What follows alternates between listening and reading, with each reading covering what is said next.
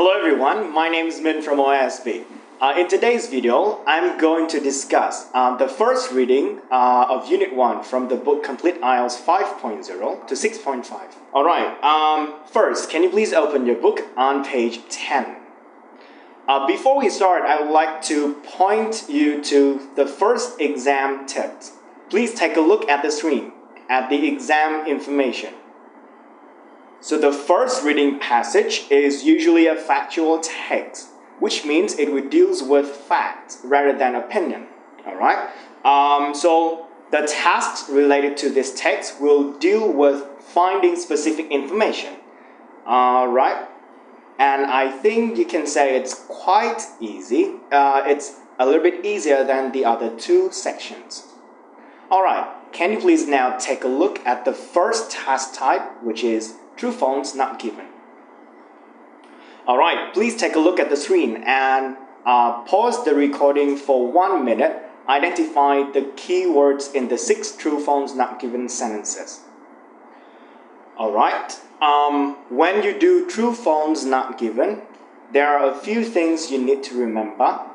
A statement can be true if it completely agrees with the information given in the text. Alright? The difficult part is about how to distinguish between false and not given. When the information you found in the text contradicts with the information given in the question, the answer should be false. However, if there is something missing in the information that you found, then it should be not given. Alright, can you please take a look at the screen and identify the keywords with me? Alright, in question number 1, you have the word Australian teacher and then alternatives. What does it mean, alternatives? You can say it means the options. Alright, so in the text, you only need to find the part that says there can be other options.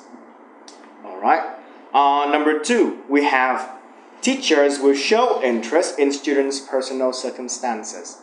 So the main part is to show interest and personal circumstances, which means the background of the students.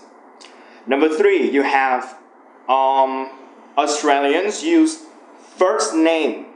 Everyone feel the same. Okay. Here they say feel their status is similar. And number 4, you have study all the time. So you need to find the part of the text that says the students always study. Alright? And then you have receive positive comments. Always study. Do they feel positive or negative about that? So question number 5. You need to identify the word acceptable. So it is a positive statement. Alright? And then discuss financial issues and people you do not know well. Number 6, we have a comparison between younger and older Australians. Okay? And the comparison is about how friendly older and younger Australians are. Alright? You can pause the video for about 3 minutes and do the 6 questions. Okay, have you got all the answers? Let's check together. Please take a look at the screen. I've already prepared the answers for you with the appropriate explanations or the evidence in the reading text. Alright? You can pause the video for some minutes and then try to find whether you have the similar evidence. Alright, so now let's move on to the next section. We will deal with another task called table completion. Alright, before we move into the questions, let me show you some tips that can be used to deal with this problem. Please take a look at the screen. There are 3 pieces of advice that I need you to remember. The first one, you need to check how many words you are allowed to fill in the blanks. Number 2, you should use the words that are spelled exactly the same as the words given in the passage. And then you should check that your answers are grammatically correct. Alright, so now please take a look at question number 7 to question number 13. Alright, can you please now identify the parts of speech that you need in each of the questions? Basically, take a look at question number 7 to question number 13 and find whether you need a noun, a verb, adjective, or adverbs in each space.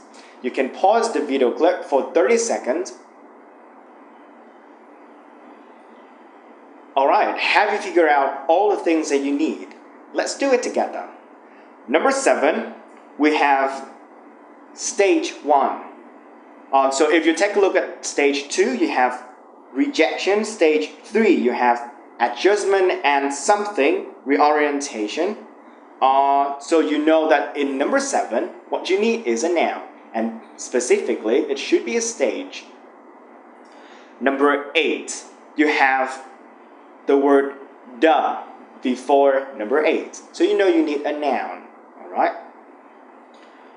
Number 9, we have they may experience this stage for up to.